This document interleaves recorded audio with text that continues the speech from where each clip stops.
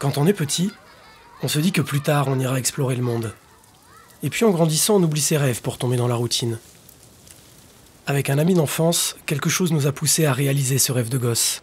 C'est l'histoire qu'on va vous raconter.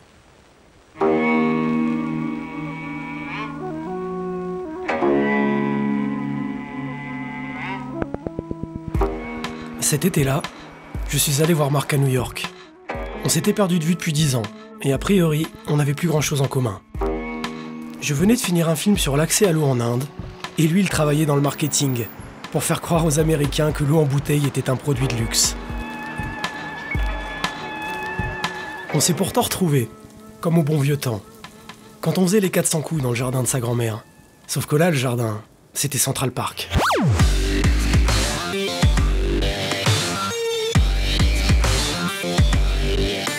À New York, on a mené la grande vie entre les restos, les soirées VIP et l'appart à Wall Street. Marc touchait du doigt ce rêve américain qui fait courir toute la planète. Pourtant, je le sentais pas trop à sa place dans ce monde superficiel. Alors en partant, je lui ai laissé un stock de documentaires histoire de le remuer un peu. Le genre de film qui passe tard le soir quand tout le monde dort.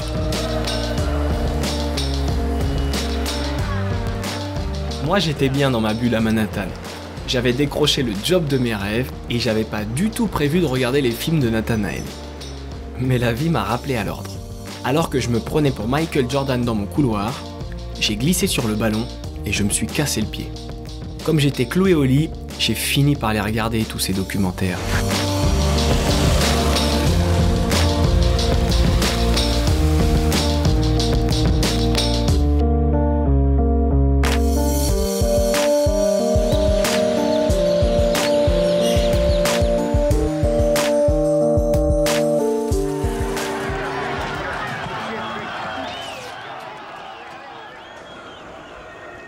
Là, je vous cache pas que j'ai eu un petit peu de mal à retourner travailler.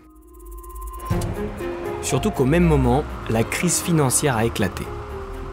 Ce jour-là, le monde entier a réalisé que la cupidité de quelques-uns compromettait notre avenir à tous. J'étais maintenant persuadé que ce système était incapable de résoudre les crises qu'il avait engendrées. En vendant de l'eau à Manhattan, moi aussi je faisais partie du problème. Mais qu'est-ce que je pouvais bien faire ? J'ai eu peur de sombrer dans le cynisme ou dans la dépression. Alors j'ai préféré tout quitter pour chercher des réponses à mes questions, sans trop savoir dans quoi je m'embarquais.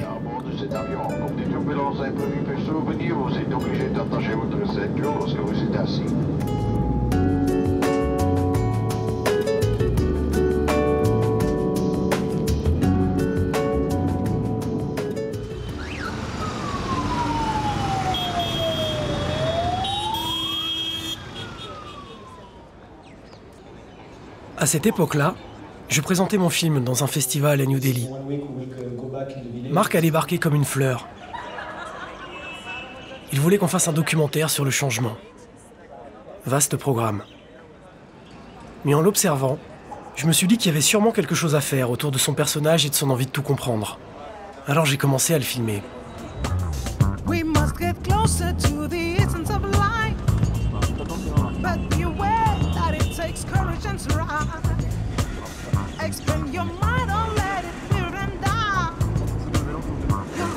So you like this?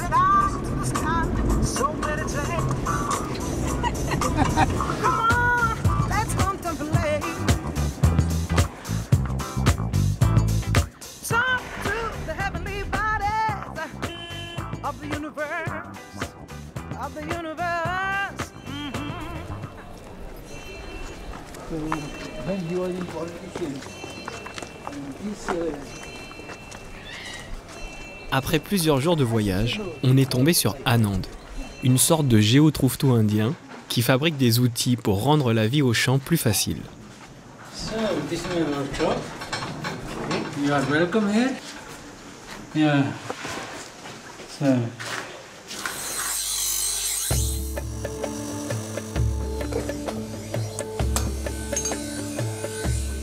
Anand et son épouse s'occupaient de plusieurs ashrams. C'est sûr qu'on était loin de l'entreprise cotée en bourse. Mais en même temps, ces lieux d'organisation collective du travail ont redynamisé l'économie locale après la fermeture de la mine.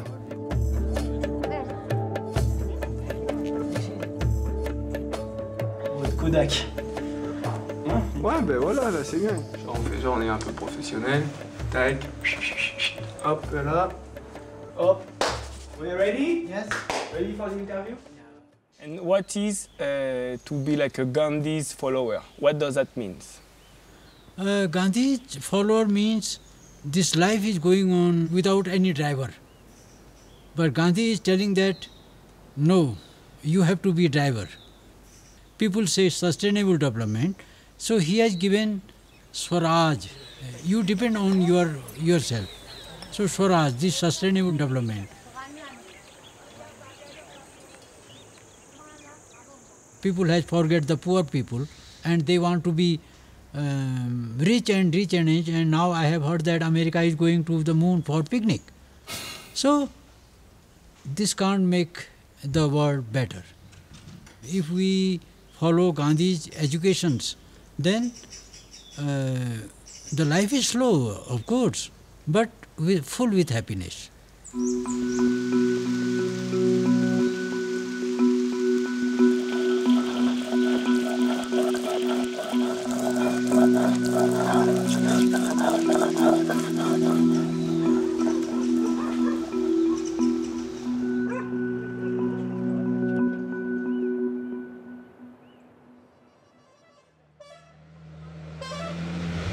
Hey, what were you saying with my head? Your skin is very soft. Ce passage chez Anand-et-Préma nous avait donné envie d'en savoir plus sur Gandhi et sa vision de l'économie. Du coup, on s'est inscrit à un séminaire qui s'appelait Gandhi et la mondialisation. Il était organisé par le docteur Vandana Shiva. Cette femme a réussi à faire condamner plusieurs multinationales irresponsables au tribunal de La Haye. Je l'avais vue dans les documentaires de Nathanaël et j'étais vraiment curieux de la rencontrer. Like I always say, Gandhi for me is like a ventilator. You know, when in a room where nothing is open, everything's closed, there's one little ventilator from where you get fresh air.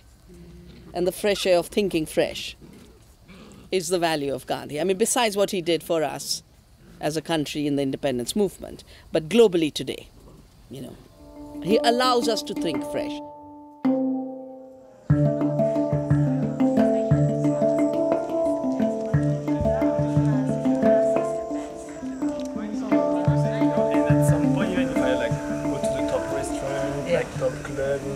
Doing party with celebrities.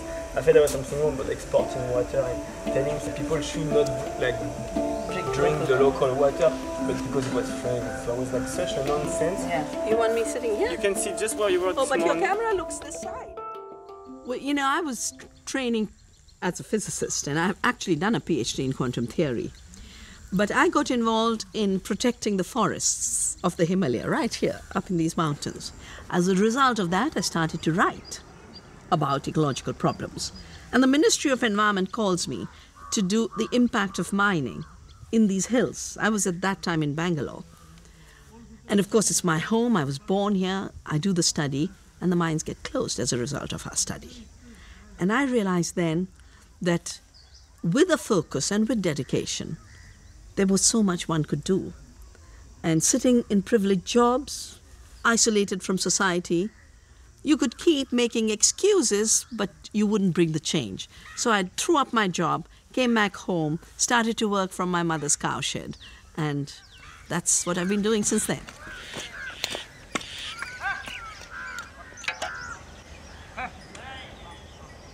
So things are changing, but they're changing in the wrong direction because the dominant change is driven by giant corporations who are turning everything into a market and turning everything into a commodity. There are no people, there's no nature, there's no culture, there's no value. The change we need is a change that helps us recognize that if we continue in this present path of change, humanity will annihilate the conditions for its living on this planet. Climate change is one of those dimensions. Disappearance of food is another dimension. You know, the corporations have a very good agenda of how to destroy small farmers, but they don't have an agenda of how will you get the food when all the small farmers are gone. They don't know how they'll do that. So the recognition that nature is the condition of our being alive is the shift we have to make. We have to stop thinking of nature as wilderness and start thinking of it as condition for life.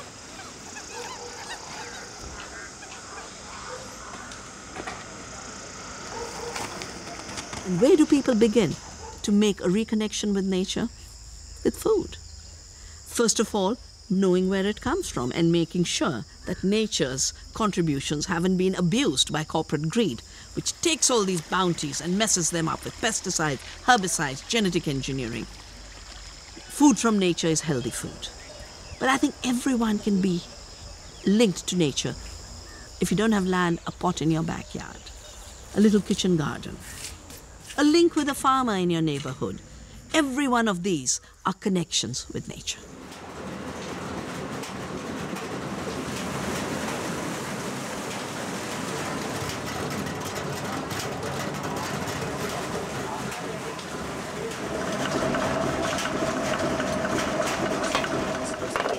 Le deuxième intervenant de ce séminaire, c'était Satish Kumar. Dans sa jeunesse, il a participé à la réforme agraire de Gandhi, puis il a effectué un pèlerinage de 12 000 km pour protester contre l'arme atomique. Year 2000, I came, there was nothing here, it was about 10 acres at that time. And Vandana Shiva and I together dreamt that this should be a learning center where people can learn about organic farming, about caring for nature, about making compost, and learn about Gandhi and ecology and environment and spirituality and education, all the things which you are witnessing here. It all came out of a dream. So if you cannot dream, nothing will happen.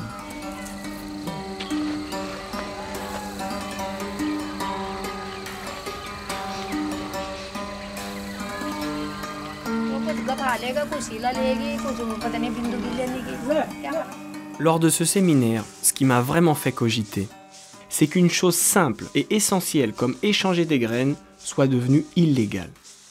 Ici comme ailleurs, les firmes semencières ont fait passer des lois pour interdire l'utilisation des semences locales.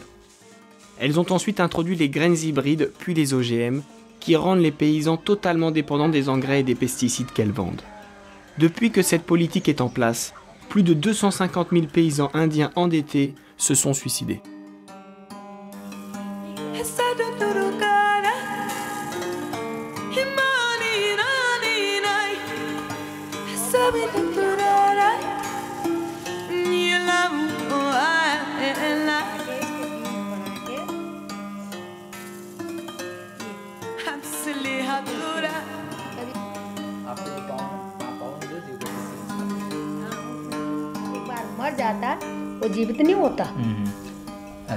So she's telling a story of 16 years ago when she first came. Vandana was looking for a person who had a good knowledge of seeds, and she was the person with those skills. आज की तारीख में 500 वैरायटी हमारी धान की है. 500 varieties of grain today and 80 varieties of wheat. So the lands in Punjab, for example, they are depleted because of the overuse of fertilizers, and it's also a health hazard for the workers who are working there, because the water is mixed with urea and it affects their skin and it causes problems for them. But here she works right from June to August in the fields here, and since they don't use any of those things, she has no such health problems. देख लो, हाथ देख लो, पैर देख लो, मैं हमारे कुछ नहीं होते हैं, बिल्कुल सही रहते हैं. सही रहते हैं.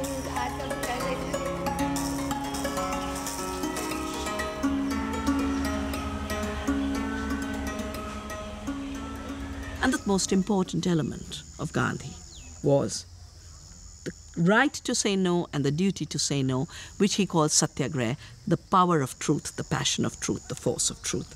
When the British wanted us to stop making salt so they could have a monopoly, he said, we will continue to make salt. We need it for our survival. Nature gives it for free. We will not obey your laws. We have followed that same logic and said, we will not respect patents on seed because you haven't created these seeds. We've received from them from nature. Centuries of evolution by farmers have given these wonderful seeds to us. They can't be patented. We will continue to save them. We will continue to share them.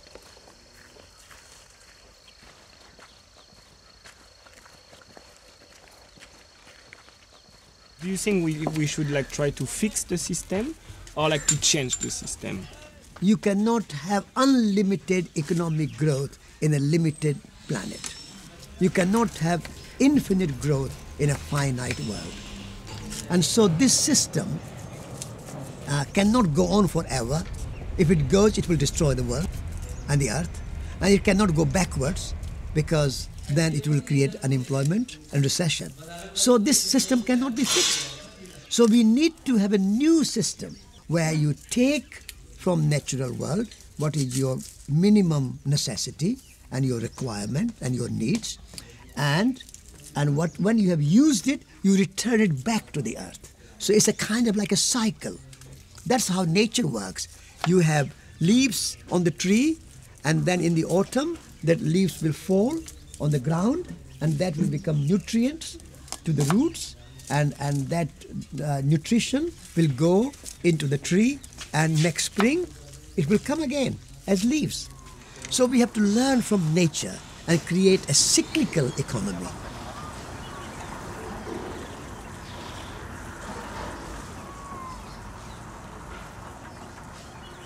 We've got in the world the ecology movement, some parts of which does look at how you consume, and very often only promotes green consumerism without questioning the very idea of consumerism. Exactly. You know? That the reduction of our identities to being consumers is part of the problem. And recovery of our identities as creators, producers, makers of things is part of the solution. So, you know, one reason the Shramdan you do is so important is because that's where you start to respect physical work.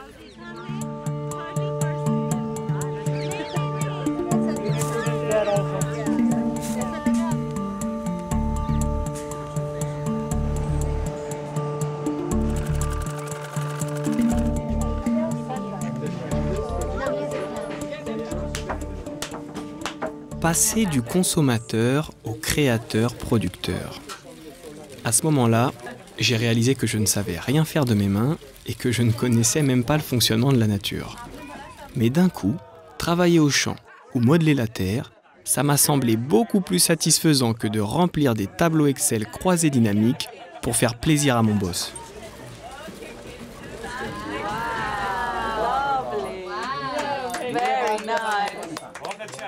This idea that only corporations can give us livelihood, otherwise we will all die and nothing will happen, is complete brainwashing.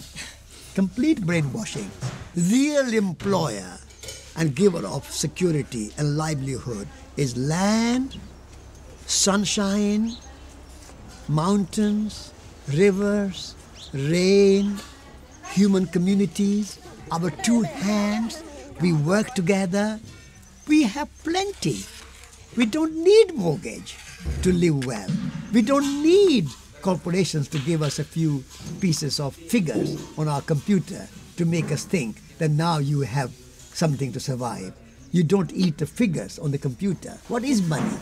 Money is only an idea. Money is only a plastic card. Money is only a figure on your computer. Money is not the real thing. You don't eat computers. You don't eat figures. Money is a means of exchange. They are not the real security. So people don't need to fear.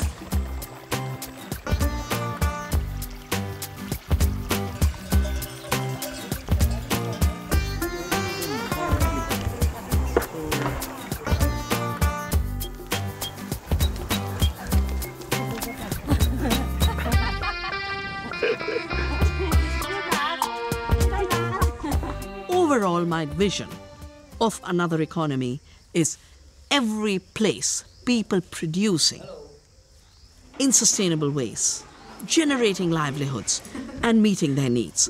Decentralized economies everywhere. It's a crazy world in which everything has to be manufactured in China. And everywhere else, people sit unemployed. And because they are unemployed and have no money, the only place they can shop is at a Walmart, because they bring their stuff from China and sell cheap. What we need is to shift from this idea of a false cheapness that has very high costs for the planet and people to an idea of authentic affordability and low costs for the planet and low cost for people.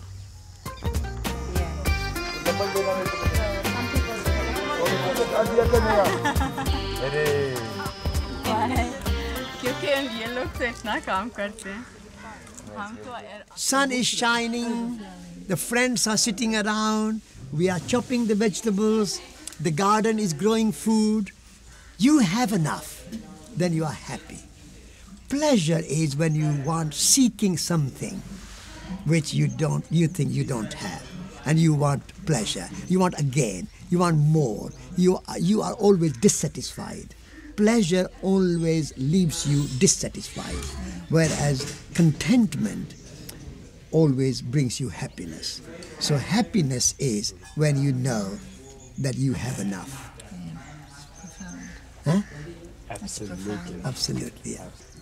Okay? Good. Perfect. Thank you. For You are your welcome. time. Hope you're not too late for the No, the no, train no, now, no, not too late, not no? too late, not too Oh. late. Well, we got lucky, we got one more talk out of it.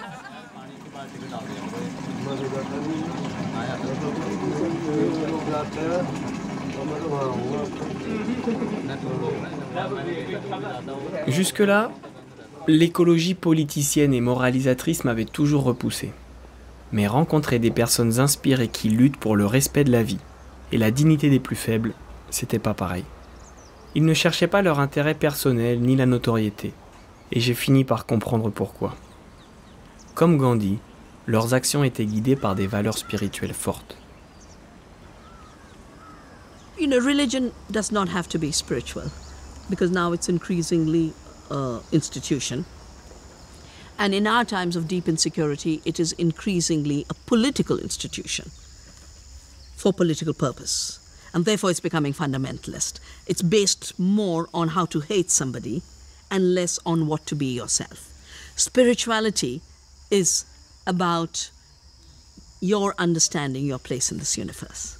And in that process, understanding that you're connected with the rest of the universe, understanding connection, and with it understanding responsibility. Therefore, spirituality is about deep freedom. Because when you know who you are, you know you're not shaped by a Nestle or a Monsanto. You're shaped by an amazing creation of which you're a part. And to feel a part of that is tremendous empowerment. Because this universe is such a creative force.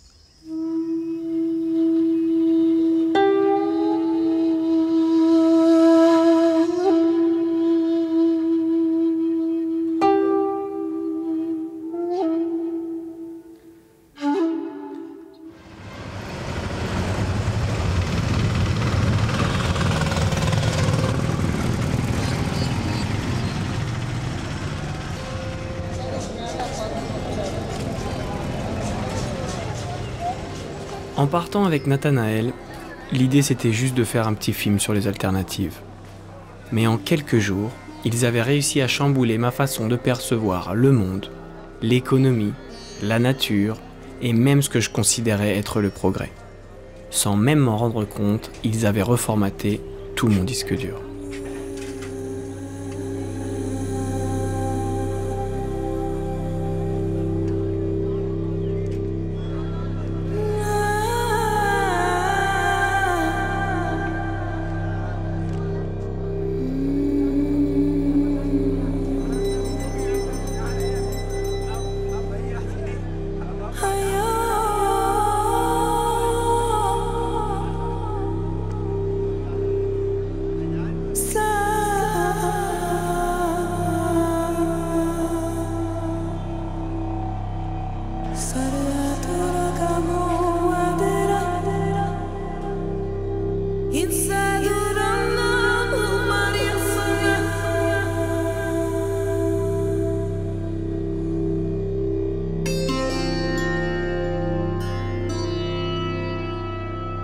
Je n'avais sûrement pas tout compris à la spiritualité orientale, ni même à la vision gandhienne de l'économie. Mais quand même, le complexe de supériorité de l'Occident m'est apparu tout à coup absurde. On s'est aveuglé avec le progrès et la technologie, et on a perdu de vue l'essentiel.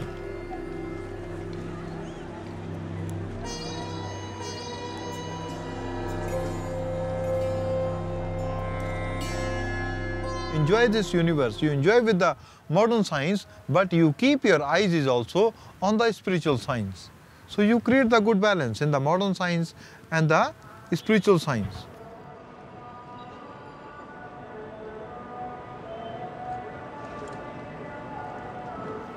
Pleasure you can get from the market. Happiness you cannot get from the market. Happiness you have to be look inside.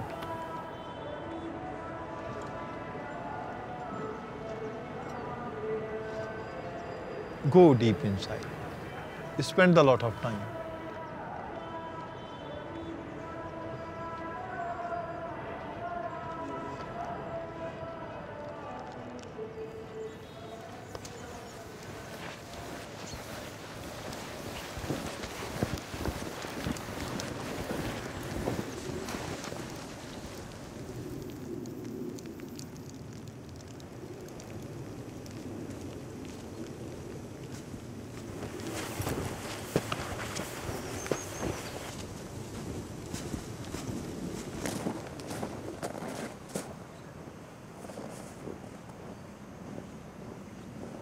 Et cet endroit, il faudra le mettre dans le film, hein, même si ça n'a rien à voir avec l'Inde, quoi, juste pour, tu vois, histoire de...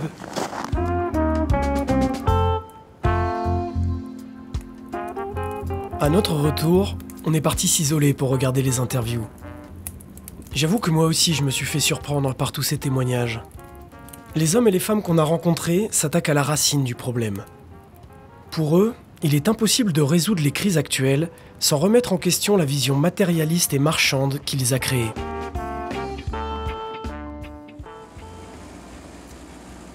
En France, d'autres aussi sont arrivés à la même conclusion. C'est le cas de Pierre Rabhi. Ce paysan philosophe a transformé une terre rocailleuse des Cévennes en une oasis de verdure, grâce à l'agroécologie. J'avais alors 20 ans et la modernité m'est apparue comme une immense imposture. Eh ben, moi j'avais 29 ans quand ça m'est arrivé. Ça m'a pris plus longtemps.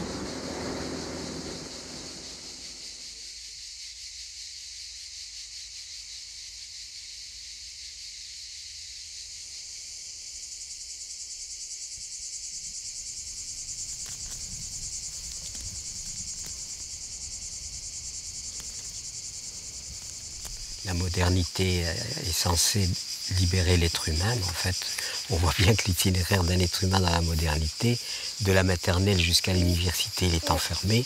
Ensuite, tout le monde travaille dans des boîtes, des grandes, des petites boîtes. Même pour s'amuser, on va en boîte. Alors, vous voyez, et on y va dans sa caisse, bien sûr. Et puis, vous avez la boîte à vieux en attendant la dernière boîte. Comme itinéraire d'existence, je ne peux pas dire que ça soit très libérateur. On passe une grande partie de notre vie enfermée dans quelques mètres carrés. On va faire quelques glissades sur la neige pour prendre un petit goulet d'air. Et puis ensuite, l'été, on va essayer de s'exposer au soleil pour avoir l'air d'avoir été en contact avec la vie. Et ça, je trouve ça terrible. Alors je ne juge personne, absolument personne. C'est le contentieux que j'ai personnellement avec l'imposture de la modernité, qui, sous le prétexte de progrès, d'améliorer la condition humaine, la démolit, la détruit, et en plus elle est en train de piller la planète. Et c'est à partir de cette vision, de ce constat, que nous avons décidé, Michel, qui est devenue ma femme, et moi, de ne pas souscrire à ce modèle-là. Et donc ne pas souscrire au modèle, c'était aussi comment sortir c'est-à-dire de ce hors-sol appliqué à l'humain et de cette déconnexion à l'égard des fondements de la vie. Et les fondements de la vie sont dans la nature. Nous sommes nous-mêmes nature.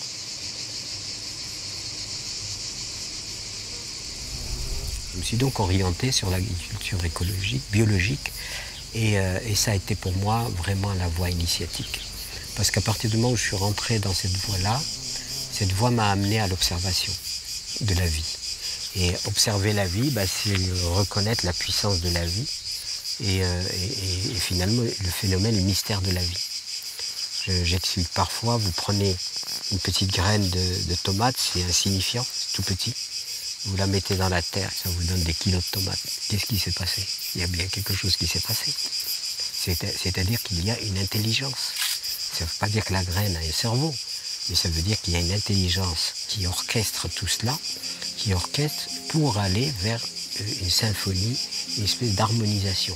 Le problème, c'est qu'on a rompu avec cet ordre d'intelligence pour aller vers l'intelligence mécaniste, raisonneuse, etc.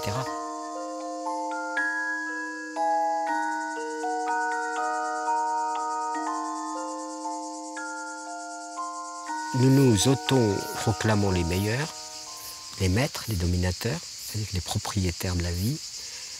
Et ça, c'est pas par un vote des éléphants et des baleines que nous l'avons eu, c'est parce que nous l'avons décidé, c'est tout. Et du coup, nous sommes vraiment dans l'obscurité.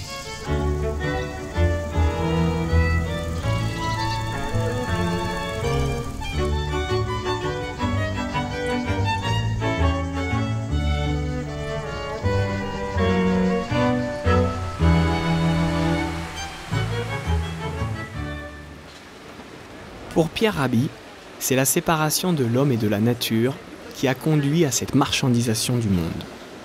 On est donc allé voir le sociologue et philosophe Frédéric Lenoir pour comprendre comment tout cela est arrivé. Alors, la séparation de l'homme et de la nature, ça remonte à très longtemps. En fait, je crois que le grand tournant, c'est le passage du paléolithique au néolithique. C'est-à-dire le passage de sociétés où l'homme était un nomade qui vivait de chasse et de cueillette et qui était intégré dans la nature, où l'homme se sentait dans un monde où il y avait des esprits, des forces invisibles, et qu'il fallait être relié à ces forces invisibles. Et il respectait la nature. Lorsqu'un homme chassait, il priait pour l'âme en même temps du gibier qu'il allait chasser, et il savait qu'il allait en retour faire un don à la nature. Lorsque l'homme va se sédentariser, ce qu'on appelle le néolithique, tout va changer. Parce que l'homme va se couper de la nature pour vivre dans des villages, puis des villes, et il va maîtriser la nature. Et à partir de ce moment-là, on va passer d'un état d'intégration dans la nature à un état de domination de la nature. La nature sera là pour servir les besoins de la cité, pour la servir en ressources naturelles, etc.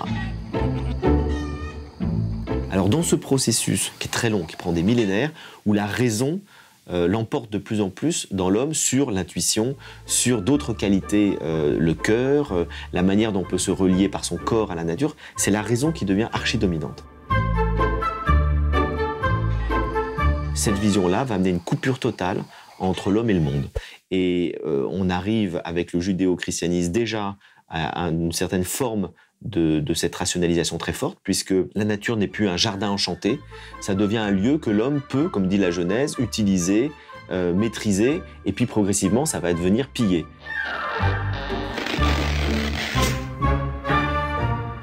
Et c'est Descartes qui consacre effectivement cette idéologie-là avec son fameux l'homme possesseur de la nature, qui considère que le monde n'est qu'une mécanique inerte qu'il peut utiliser. Et là, on est totalement dans cette domination de l'esprit, de la raison sur la nature. Et ce qu'on voit aujourd'hui, c'est finalement la limite de tout ça. Tous les niveaux, sur le plan des conséquences dramatiques écologiques, sur le fait que les Occidentaux ne sont plus reliés à leur corps avec tous les problèmes que ça leur pose, de gestion de leurs émotions, de paix intérieure, etc. Et donc, il y a un désir de retrouver une harmonie avec son corps et avec la nature.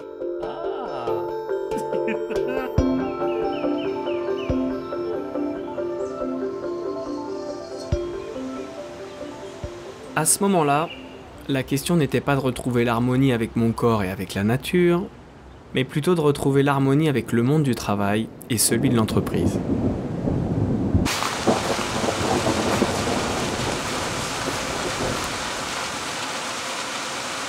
Il y a un petit goût d'énervement là dans le glaçon. Là, la nature n'est pas contente. Elle n'est pas contente du tout là. Ah non. Là, on a chié les gars. Mon ancien employeur me proposait un poste dans le développement durable. Sans toutes ces rencontres, j'aurais signé tout de suite. Mais en acceptant, j'avais l'impression de renier tout ce qui m'avait été dit. Du coup, j'étais plus trop sûr de rien.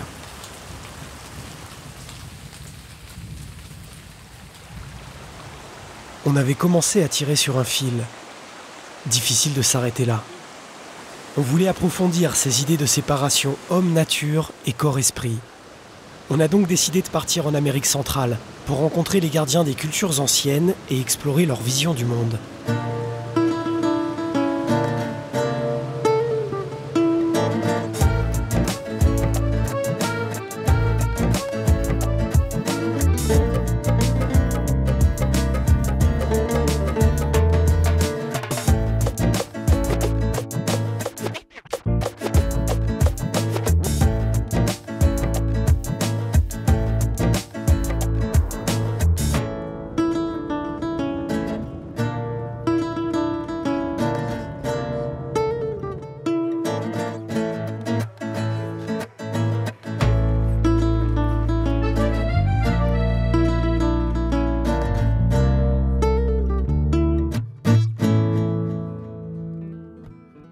Au sud du Mexique, on a rencontré le docteur Navarro qui nous a parlé des grandes civilisations d'Amérique centrale.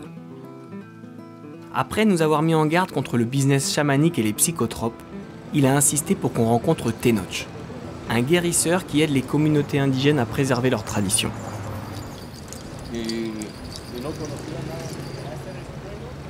Más que época de crisis, es una época de enajenación, ¿no? La que nos han enajenado, han cambiado nuestra mente, han mantenido dormidos nuestros sentidos. Cuando lo del tsunami, ¿no? Los animales, ningún animal se murió, todos corrieron a la montaña porque sabían lo que venía, ¿no?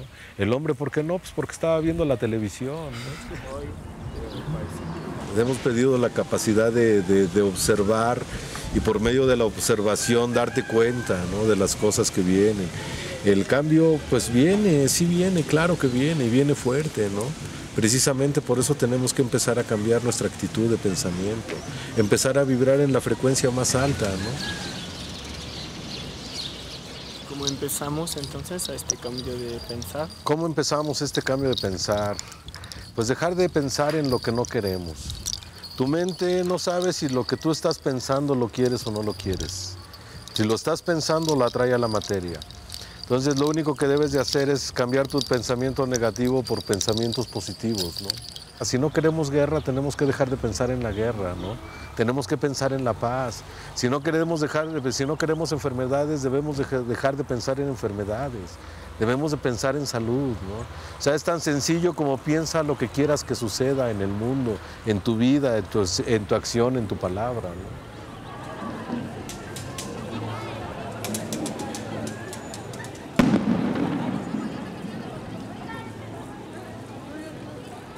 Nosotros somos la punta del cambio que viene, ¿no? Entonces tenemos que empezar a cambiar nosotros para que el cambio se dé cuando se tenga que dar, cuando ya hayan visto el ejemplo de lo que hace la buena palabra y la buena acción, ¿no? No lastimar, no dañar, ser real, ser honesto, ¿no? Ser realmente quien eres tú, ¿no? Sin falsas máscaras, sin buscar maquillajes, ¿no? O sea, simple y sencillamente como cuando entras al temazcal, desnudarte, ¿no? Pero no tanto el cuerpo, sino tu alma, tu esencia, ¿no?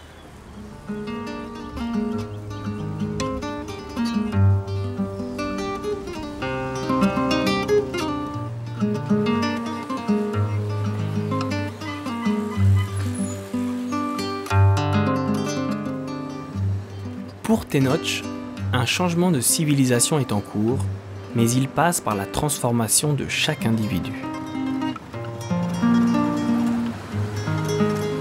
Tout ça, c'était encore un peu abstrait pour nous. Il nous a donc envoyé chez son ami Marceau qui organisait cette semaine-là une cérémonie de temazcal.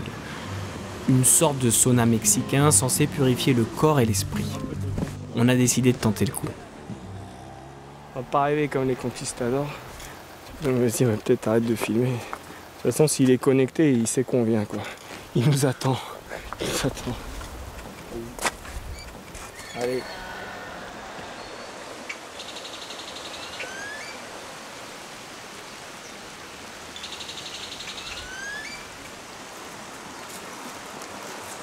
El hombre moderno se separa cuando de alguna forma pierde la visión de que es una unidad con todo, que el mismo ser es una parte integral de todo el cosmos. Si él no tiene identidad cósmica, el ser humano se robotiza, se vuelve un ser mecánico, un ser que actúa por inercia, condicionado totalmente, y no va a aguantar mucho tiempo así. No hay quien lo aguante. Y el fin de eso es la locura. La gente se desquicia.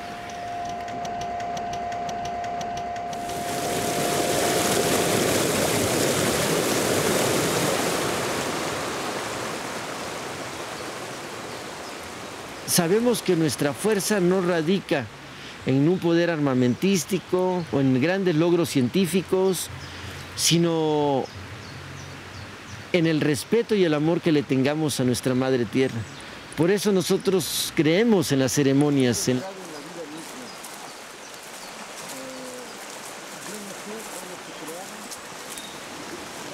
Entonces el temazcal es el lugar de comunión. Y además de ser un baño de purificación, pues es un lugar donde transmutamos todas esas emociones y es donde dejamos también que se quede ahí lo que no queremos y salimos renovados como niños. Entonces el temazcal es un regalo de amor, de la vida.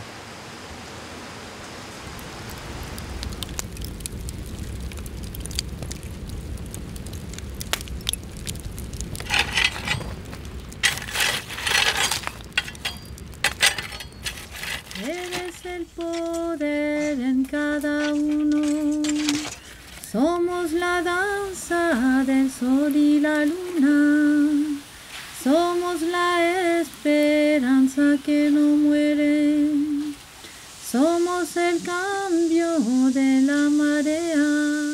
L'expérience du Temazcal avait été pour le moins inattendue. Dans cette hutte, il faisait au moins 70 degrés. Je ne pouvais pas sortir. Alors pour rester là-dedans, j'ai dû lâcher prise. Et je me suis collé à la terre fraîche pour pouvoir respirer. Somos el cambio de la marea. Somos el cambio de la marea. Au fur et à mesure des chants, des épisodes douloureux de ma vie sont remontés à la surface. J'ai été confronté à mes peurs et à tous ces arrangements minables qu'on fait avec soi-même et qui nous empêchent d'être intègres. Ça faisait l'effet d'un grand nettoyage intérieur. Avec Nathanaël, on est sorti de là apaisé et joyeux.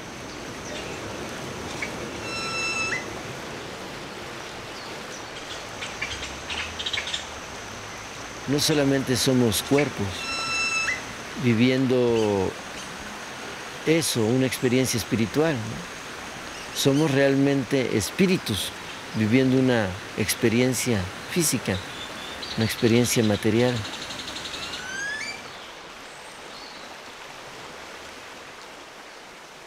Ok, muy bien. Muchísimas gracias. De nada, hermanito.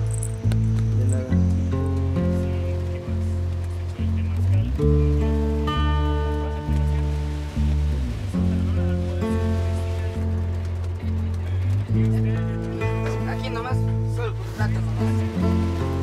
Après ce séjour au Chiapas, j'ai commencé à me poser des questions étranges sur mon identité profonde et sur le fonctionnement de cet univers.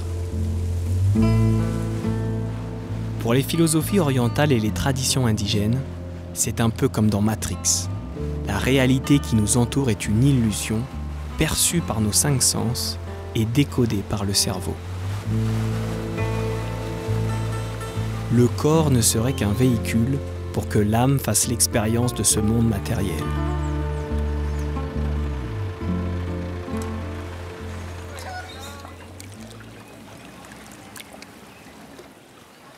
Ce coup-ci, notre film était vraiment en train de déraper. Mais ce thème de la connaissance de soi était trop excitant pour ne pas continuer à creuser. On est donc allé voir une mystique pour lui poser nos questions sur la nature de la réalité. Bienvenidos a su documental Plan B, señores y señoras, desde el lago de Atitlán transmitiendo. ¿Qué te parece? ¿Está bien? Afuera de los... ¿Voy a hablar en español o en inglés? En español, ¿va? ¿Cómo? ¿O en inglés? Está bien, ¿no? Me parece mejor, ¿no? Pues sí, sí, porque en inglés voy a hablar mal inglés. Lo que pasa es que vemos solo un lado de la creación. Y esa es una característica del ser humano. Vemos solo lo que se ve, digamos así. Pero existe otro lado que es invisible, los ojos del alma, decimos en un sentido. La persona tiene que abrirse, abrir tu corazón, abrir su mente, para que esta percepción sea posible a sí misma. Existe el camino espiritual, las terapias, el yoga, la meditación y tanto que hay ahorita en el mundo para que el ser humano pueda abrirse y captar algo más de lo que normalmente capta. Un ejemplo, aquí el lago. Si venimos al lago tempranito en la mañana, podemos ver el fondo. ¿Por qué? Porque el lago está completamente tranquilo. Entonces tú puedes apreciar el fondo muy fácil. Si venís en la tarde, ¿qué pasa? Hay olas y las olas no nos dejan apreciar ese fondo. Si pasamos este ejemplo al ser humano, ¿qué sucede? En nuestra mente hay pensamientos que si hago esto, que si hago lo otro, que tal vez sí, que tal vez no, que por qué, que si me voy, que si me quedo, taca, taca, taca, taca, taca, en la mente, ¿verdad? Eso nos sucede a todos. La meditación lo que trata es de bajar ese taca, taca, taca, taca, taca, calmar la mente de tal manera que te sea posible apreciar ese estado de silencio que está dentro de ti.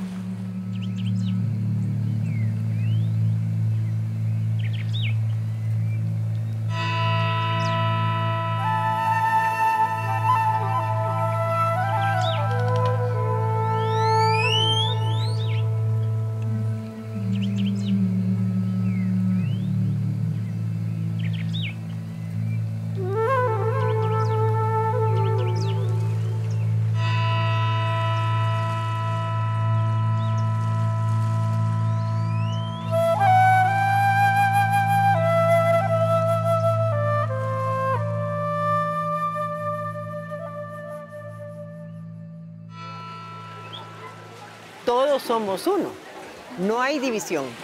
Lo que pasa es que el ser humano ve las cosas fragmentadas. Cuando entramos en el tiempo y en el espacio, todo se divide. Vemos pasado, presente y futuro. Vemos una persona, otra persona, dividimos todo. Pero realmente lo que existe es la unidad. Pero no hay una conciencia de eso.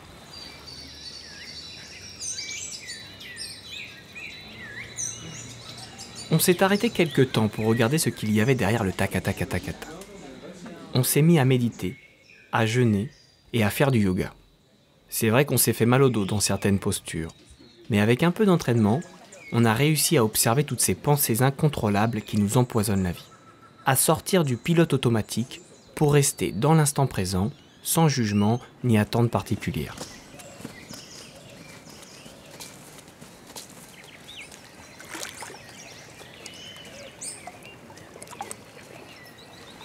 El mar tiene muchas gotas, ¿verdad? Pero si sacamos una gota del mar, en cada gota van a existir los mismos elementos que contiene el mar grande.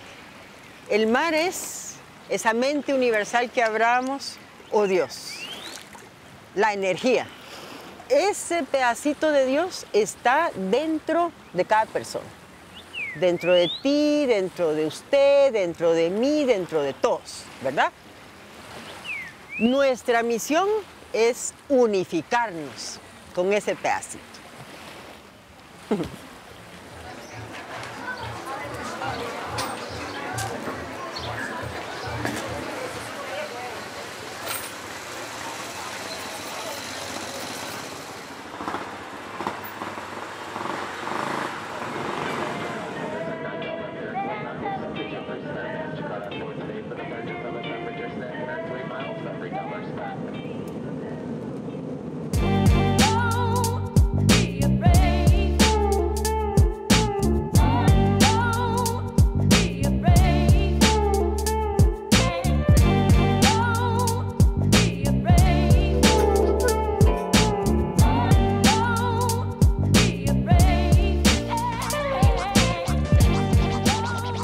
Fraîchement débarqué à San Francisco, on a posé les sacs à dos chez Liat, qu'on avait rencontré au Guatemala. Notre esprit encore un peu cartésien avait besoin de confronter les enseignements des sagesses anciennes avec la compréhension scientifique du monde. On a donc profité d'une conférence pour aller rencontrer l'astrophysicien Trinh Xuan Xuan et lui poser quelques questions.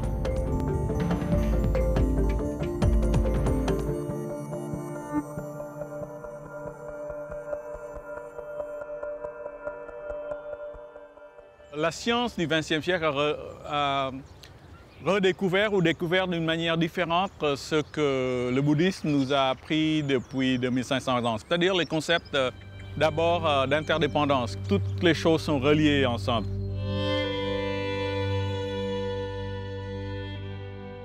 La science, depuis la fin des années 50, nous a appris que nous sommes tous les poussières d'étoiles. Nous sommes tous les enfants des étoiles. Donc en fait, tous les atomes qui sont dans nos corps, en fait, sont fabriqués par la chimie nucléaire des étoiles. Et donc sans les étoiles, nous ne sommes pas là pour en parler. Donc nous sommes interdépendants des étoiles et du cosmos.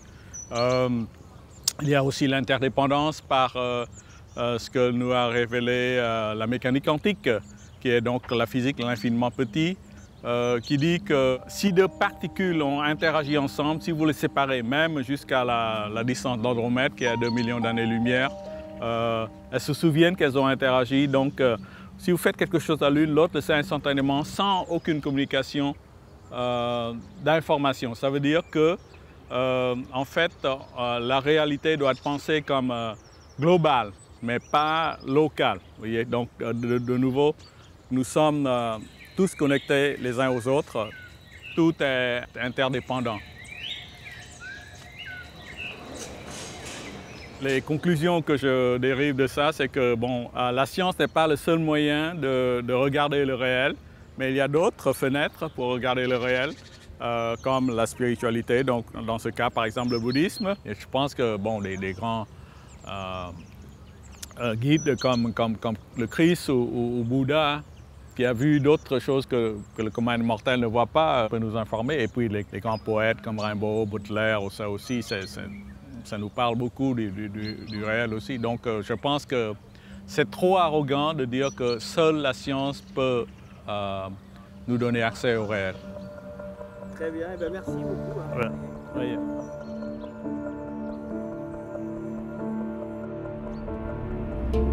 Si la science confirme que nous sommes tous interdépendants, la destruction des écosystèmes, les guerres ou les famines paraissent d'autant plus absurdes. Près de San Francisco, l'Institut de sciences noétiques étudie depuis 40 ans les mystères de la conscience humaine. Cassandra Vieten, la directrice de l'Institut, nous a ouvert une nouvelle perspective. We're not feeding everyone in the world because there isn't enough food. We're not feeding everyone in the world because our limited consciousness hasn't come to a solution that allows us to do that, that makes it a necessity to do that.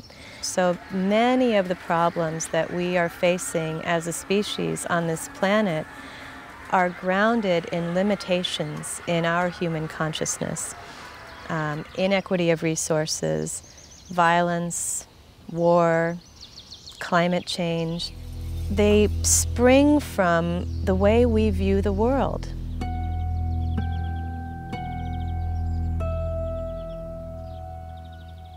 One of the projects we're working on here at the Institute of Noetic Sciences is called Worldview Literacy, where we're helping people see how they view everything through a worldview. It's almost as though they're looking through a pair of glasses. And their worldview arises from many factors: genetics, culture, religion, how they were raised, what they've learned in school, the experiences they've had in their lives. And most of us are not aware of the worldviews we're holding. We think they're just the truth. And so one of the things that self-inquiry brings to us, one of the things that contemplative practices can do for us, is we begin to recognize that our thoughts are just thoughts, our beliefs are just our beliefs, and they are not really who we are. They're just sort of working hypotheses.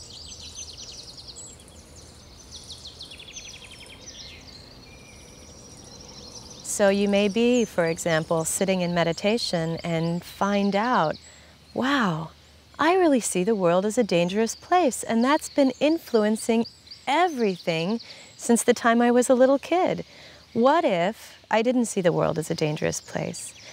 And when that kind of a shift happens, behavior changes, thoughts change, relationships change, motivations, priorities, values change, and that's really the kind of transformation we are interested in studying. En écoutant Cassandra dans ce bois, j'ai réalisé que les certitudes sur lesquelles j'avais construit ma vie s'étaient effondrées tout au long de ce voyage. De nouvelles hypothèses les avaient remplacées, comme l'intuition forte que le monde n'était pas uniquement fait de matière, ou encore que courir après l'argent et la reconnaissance sociale nous éloignent de l'essentiel. Le problème, c'est que ces nouvelles croyances n'étaient pas du tout adaptées au monde qui m'entourait. Je voyais partout des appels à la consommation et au plaisir polluant. Je commençais à devenir un peu schizophrène.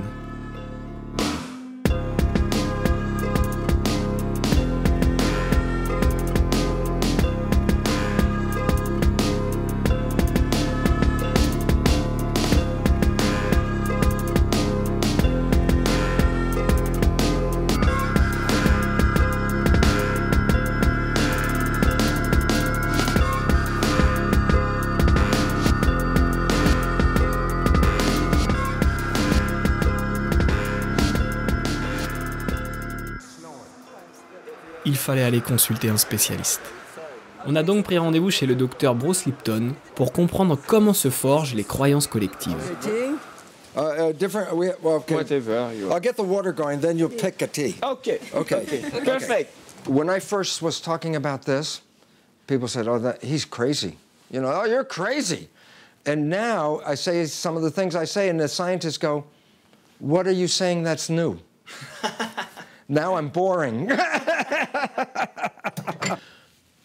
The world as we see it is an expression of the collective beliefs of the population, or at least a large number of them. And therefore, when we look at the world today in crisis and failing, and science has recognized that the extinction that it lies in front of us is due to human behavior, and that human behavior has been programmed by culture, then it says if you want to evolve and survive this crisis, we have to change the belief systems. Einstein's, I love the famous quote, is like, you cannot solve the problems with the same thinking that created the problem. And the beliefs are based on this. There are three questions they call the perennial questions that have been asked by humans for 10,000 years. How do we get here? Why are we here? And how do we make the best of it? Okay? The answers to the questions, when a population accepts the answers from some individual or some organization, they also make that individual or organization the truth provider for the rest of the questions of life. The church said the spiritual world is primary. But science, especially after Isaac Newton, said you don't need to have a spiritual element. It's just the physical world. It's like a clock. It's a machine. So when science took over, it was after Charles Darwin, because Charles Darwin provided the answers to the questions. As we got here through random mutations, why are we here? No reason at all, because it's an accident. How do you make the best of it? And that was when everything went crazy, because it said, oh, you live in a struggle. Evolution is a struggle. And to survive, you've got to fight, and you got to compete. So we bought a belief that the world is not our friend, but we have to go out every day and fight for life. So we bought that belief.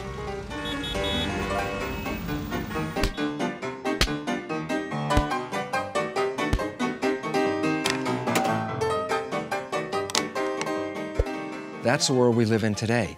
The belief of a material world, spirit's not really relevant, and that we're in competition to who's going to win and who's going to die.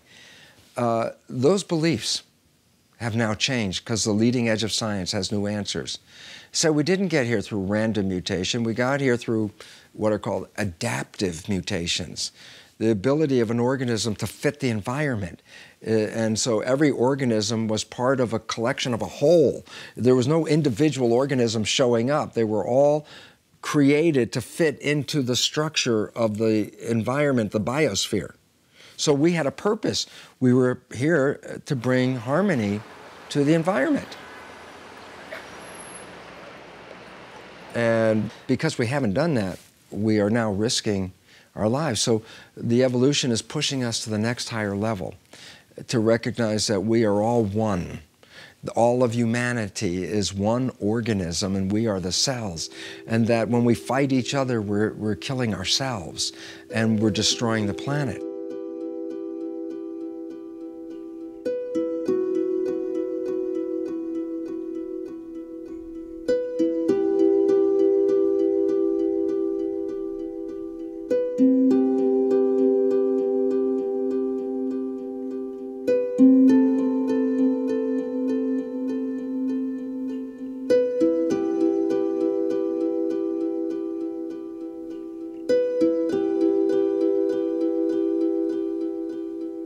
Every time the answers change, the previous civilization ends, and a new civilization begins, built on a new truth and a new belief and a new way of life. So when the new science enters into the public, then the public will have a new direction and way to go.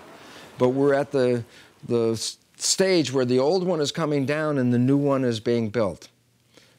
And your work is part of bringing the world a new vision that is more sustainable, something that will keep us alive, rather than the beliefs that we've been using that are now killing us. And so you're seeing an evolution in process right now.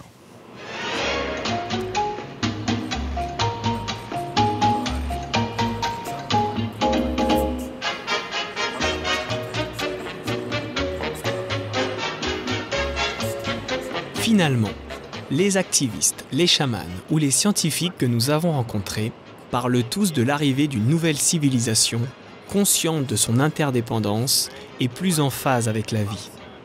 Cette nouvelle histoire, la famille d'Airways que l'on avait rencontrée en Inde avait commencé à l'écrire. Dans un jardin de 400 mètres carrés, en pleine agglomération de Los Angeles, ils produisent chaque année plus de 3 tonnes de fruits et légumes bio dans la joie et la bonne humeur. He's like, he heard water. Well, at first we were weird, because we didn't look like we belonged anywhere. We were out of step with the modern world. We were going back, and when you go back, you separate yourself from those people going forward. But then we became normal with a good press, good success, and we started our own business selling our surplus to restaurants, and we became well known for that. And now we're accepted, and people are copying that.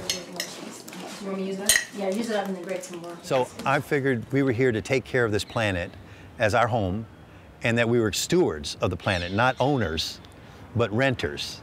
And if you know anything about renting, you don't trash the place. If you trash your apartment, you pay.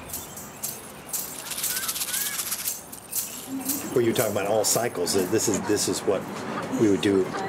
Anywhere you have is if you have extra greens and waste, you hand it to the animals. They turn the waste into fertilizer. Fertilizer goes back into the garden, and then you can just do it over and over again.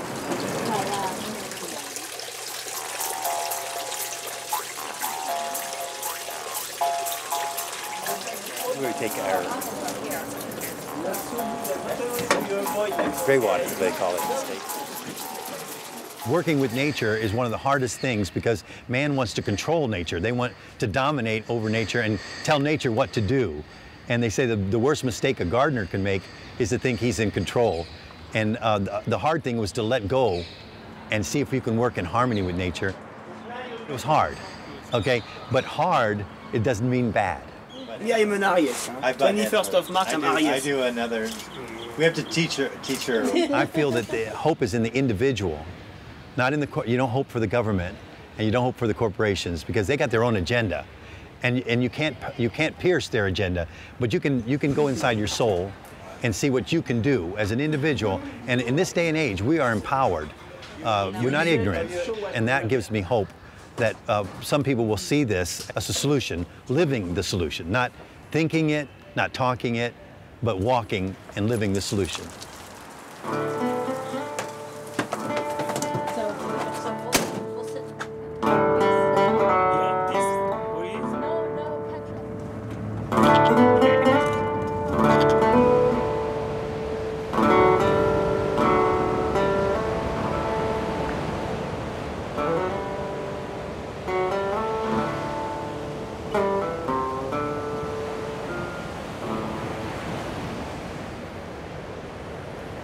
T'as pas besoin d'avoir une paire de lunettes Gucci pour profiter d'un beau coucher de soleil.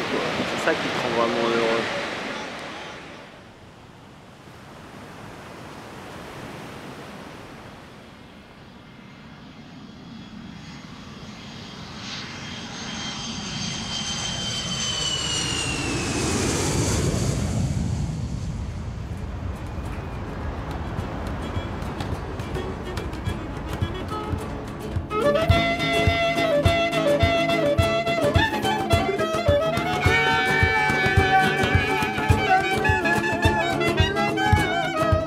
Avec Marc, en rentrant, on était vraiment persuadés qu'un changement était en marche.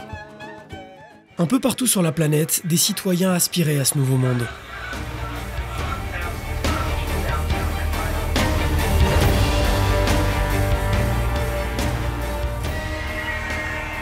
Et puis, l'enthousiasme est retombé.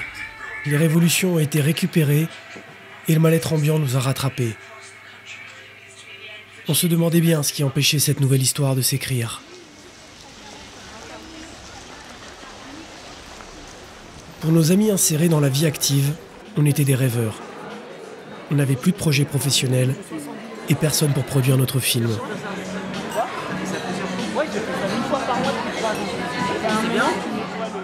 On s'est sentis décalés.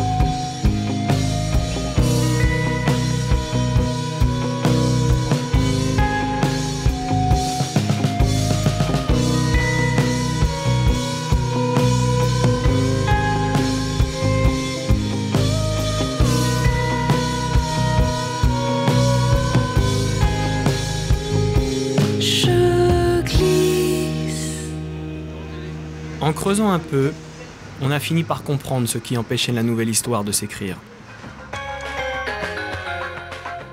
Terre à Terre, le magazine de l'environnement, on explore ce matin les relations entre écologie et régime politique avec Hervé Kempf, journaliste au Monde et écrivain. Nous sommes dans un état tellement dégradé de la démocratie qui peut nous permettre de, en tout cas, poser la question de savoir si nous ne sommes pas passés dans ce régime oligarchique où un petit nombre de personnes décident en quelque sorte du sort de tous sur les questions les plus fondamentales. Les oligarques font démocratie entre eux, ils délibèrent entre eux, ils discutent entre eux, mais une fois qu'ils ont pris la décision et qu'ils ont adopté leur code de valeurs et leur système de pensée, ils le mettent en œuvre. parce qu'ils possèdent majoritairement les grands instruments de diffusion de masse, les grandes chaînes de télévision, les grands journaux, les quelques radios. Et le problème de cet ensemble de valeurs, c'est qu'elle est tout à fait inadaptée au problème fondamental dans lequel nous sommes placés, qui est la crise écologique planétaire. Le capitalisme, il a passé son apogée. C'était une forme historique qui a eu éventuellement sa grandeur, sa dynamique, son énergie propre, et qui a eu des aspects positifs qu'il serait absurde de nier, et puis qui maintenant, comme d'autres formes historiques dans le passé, a atteint son apogée, et est en train de pourrir, de se dégrader, de s'affaisser. Et donc, la façon dont j'envisage les choses, c'est plutôt de me dire, on est dans ce moment de transition historique. On est en train de changer d'époque et de passer à un autre état. En revanche, ce qui n'est pas joué du tout, c'est est-ce qu'on arrivera à avoir un post-capitalisme écologique, juste, qui est le souci de la liberté, de l'émancipation, de la dignité des êtres humains, et qui imaginera une nouvelle relation entre l'humanité, cette société humaine qui est maintenant unie, et ce qu'on appelle la biosphère, ou est-ce qu'on va avoir un post-capitalisme crispé, où l'oligarchie se cristallisera sur une dérive de plus en plus autoritaire, qui se résoudra par la violence. Là, c'est l'enjeu, et je ne sais pas, on ne peut pas affirmer où l'on va. Je vais le remettre dans le marqueur d'avant, ce petit bout de phrase là. Ça, c'est du cœur de meule. Hein. Ouais, c'est pas mal. Ça, c'est va chercher ton truc, va comprendre que t'as du conditionnement. Pour Hervé Kempf, l'essor de la finance et des multinationales a mis à mal la démocratie. Plutôt que de parler des vrais enjeux, que sont la destruction écologique en cours et l'inégale répartition des richesses, les experts dans les médias nous répètent inlassablement 3 messages. 1. Le système néolibéral est le meilleur possible, il n'y a pas d'autre alternative. 2. Le monde va mal, mais vous ne pouvez pas le changer, c'est trop compliqué, laissez faire les experts. 3. La croissance et la technologie vont résoudre tous les problèmes de l'humanité. Consommez et amusez-vous, tout est sous contrôle.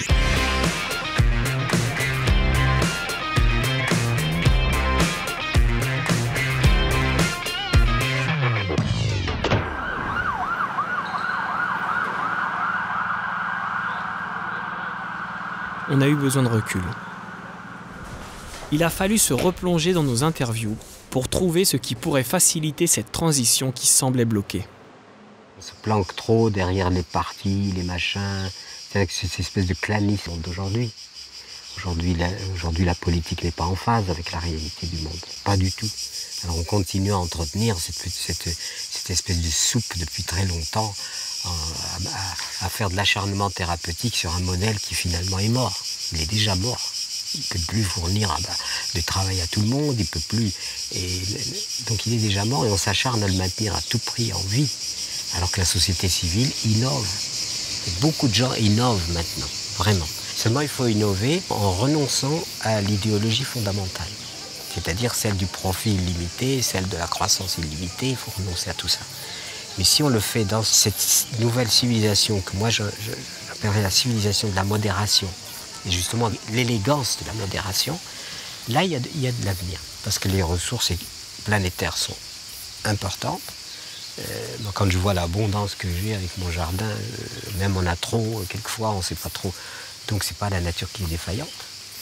Donc tout est là pour un monde différent. Mais il ne se fera jamais si on ne renonce pas à l'idéologie qui a déterminé le vieux monde. Voilà, c'est tout ce que je peux dire là-dessus. On ne dit pas la lutte contre la violence, parce qu'on n'y arrive pas à toucher les auteurs de violence. Quand tu luttes contre la violence, ils ne vont pas venir les assassins. Nous, on a fait la campagne des bons traitements. Renoncer à l'ancienne vision, sortir du cadre et innover selon d'autres valeurs. C'est ce que fait Marianne Sébastien, qu'on avait rencontrée lors d'un forum. Depuis 20 ans, elle travaille avec les populations défavorisées de Bolivie en intégrant le développement personnel à l'entrepreneuriat. Cette approche a permis de poser les bases d'une société non violente où tout part des plus pauvres.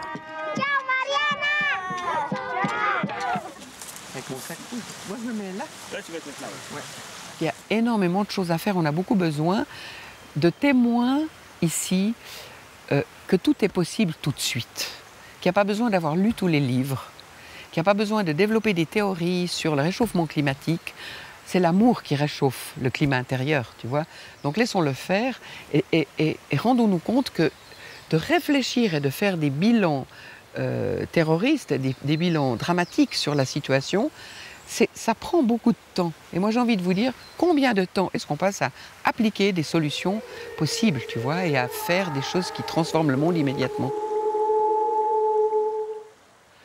Donc quand on vit avec des enfants qui meurent, et la mort des enfants, c'est pas dans la nature des choses, et quand on vit avec des gens qui ont été exploités depuis 5 siècles et qui vivent à 1000 mètres sous terre, la seule chose utile, c'est la joie. La seule chose utile, c'est le rire. Et si j'avais pas ri et chanté avec des centaines de personnes en prison, dans les rues ou dans les ordures où je travaillais en Bolivie, il n'y aurait pas voie libre, je peux te le dire. Donc, j'ai rien à voir là-dedans, parce que le rire, l'amour, est dans le cœur de chacun. Mais il faut juste le déterrer. Parce que nos vies ont fait qu'il y a une espèce des papiers mouillés sur notre cœur et que le feu ne prend plus.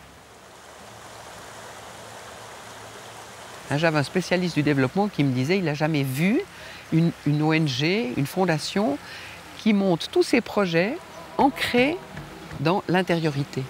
Il n'y a pas de développement extérieur pour moi s'il n'y a pas de développement intérieur. Donc arrêtons et donnons des alternatives et transformons les gens pour qu'ils soient 2 fois plus performants et qu'ils aient confiance en eux et qu'ils se sentent des êtres valables, tu vois. Et bon, parfait, c'est ça qu'on va garder. C'est ça qu'on va garder, tu vois.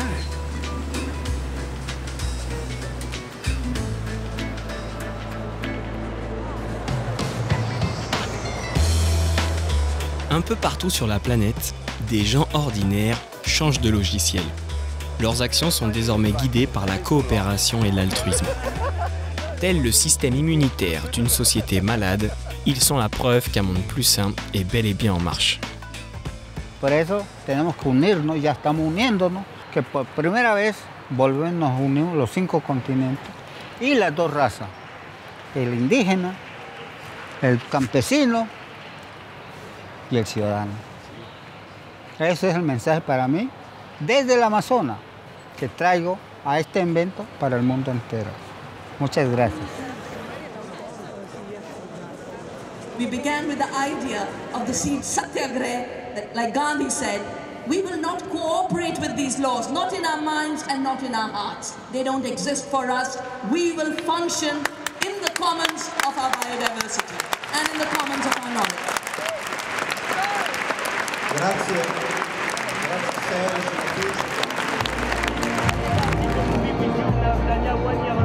And this is the conclusion. It's here after all the travel around the world. So the real challenge is we have to have confidence in our capacity as ordinary citizens to bring change. We have to recognize is we are not atoms in society, we are community. That we start seeing ourselves as relationships, not as isolated individuals. The minute you break out of your isolation, you experience power, the power of togetherness. And it's our isolation that the dominant system has constructed in our minds. That is why Margaret Thatcher, who brought neoliberalism to England, said, there is no society, there are only individuals. It's vital for global corporations to reduce people to think of themselves only as consuming individuals. We have to see ourselves as creative communities, the earth communities, the human community, our local communities, and amazing power comes out of that.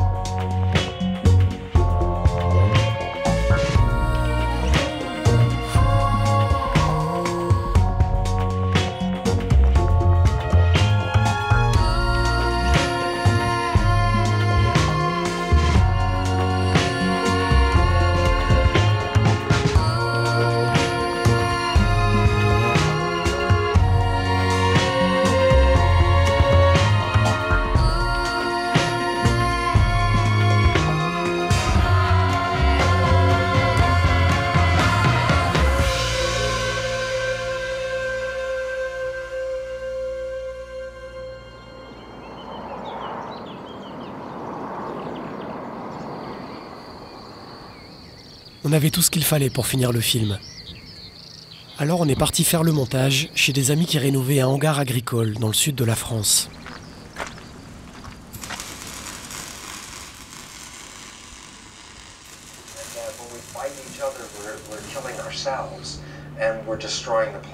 Donc là, il conclut que c'est la compétition qui nous tue en fait. Ça, c'est la deuxième option. Donc ça, c'est pas mal de terminer là-dessus. Bah oui. Donc là, on a notre première fin de partie en fait. Du coup, si jamais on rebase tout un système et des institutions sur ces valeurs et sur cette perception du monde, cet rapport à la réalité, au monde, au vivant, on manifeste un monde différent. Exactement.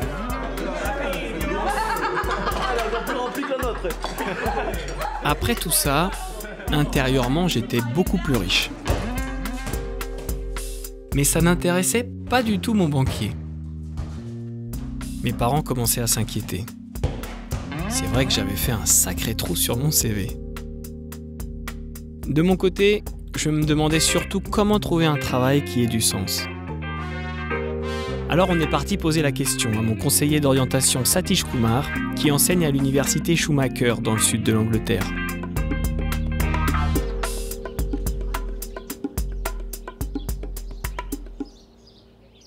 When I go to universities to talk to students, they ask me, what do you advise us? I say to the students, my advice to you is that when you leave your university, don't seek an employment. Create an employment. Create a livelihood for yourself. So in employment, humans become the instruments of making money for the employer. You are only a tool. You are an instrument to make money for your employer, for your factory.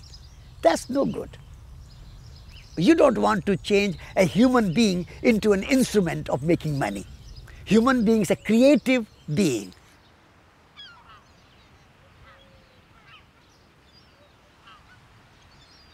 Trust is the key to good living. Surrendering to the process of the universe and trusting the universe and not having this ego that I will control every process and I will plan everything and I will manage the outcome. You have to let things happen and you will be surprised. There will be a miracle. So trust the world.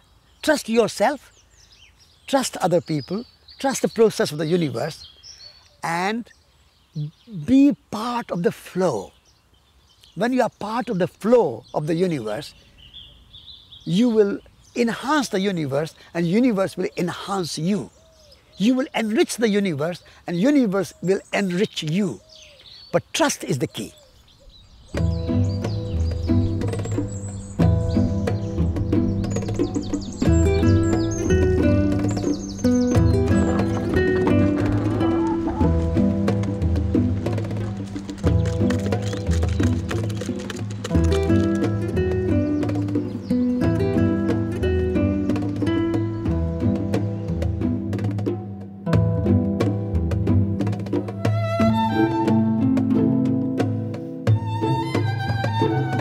En m'échappant de New York pour faire ce film, je voulais changer le monde. Mais c'est lui qui m'a changé.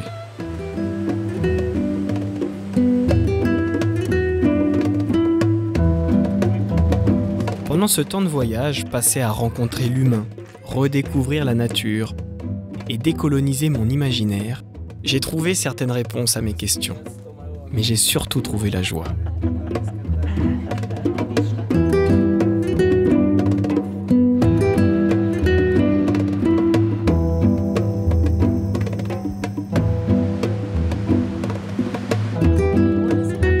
Si je devais retenir une chose de ces rencontres, c'est que pour faire un monde meilleur, il faudra changer de vision.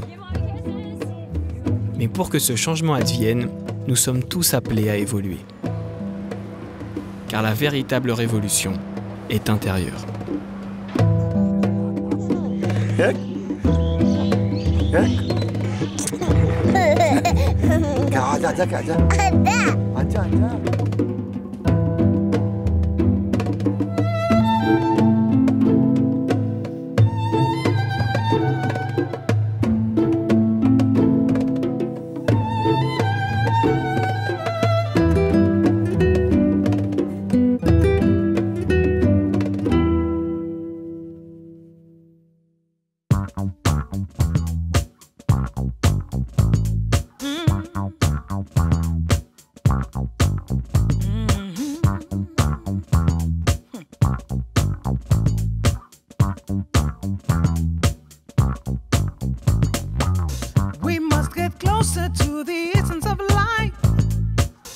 But be aware that it takes courage and strive. Expand your mind, don't let it wear and die. You'll find it lift your spirit high to the sky. So meditate. Come on, let's contemplate.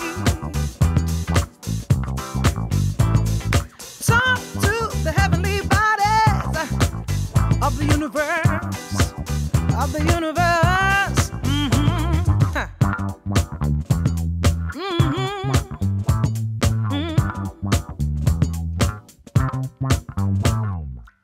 We must get closer to the essence of life, but be aware that it takes courage and strive.